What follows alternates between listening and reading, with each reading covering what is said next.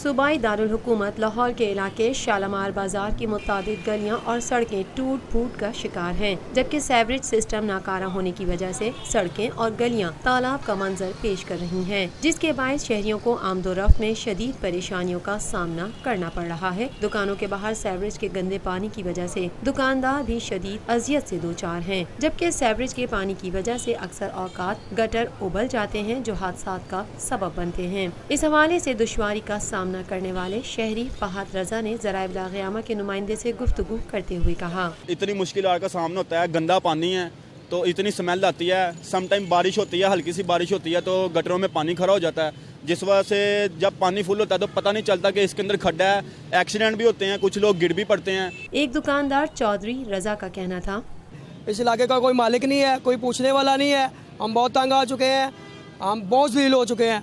हमारी हुकूमत से अपील है कि हमारी सुनी जाए, कि पानी का मसला हल किया जाए। हम बहुत परेशान हैं।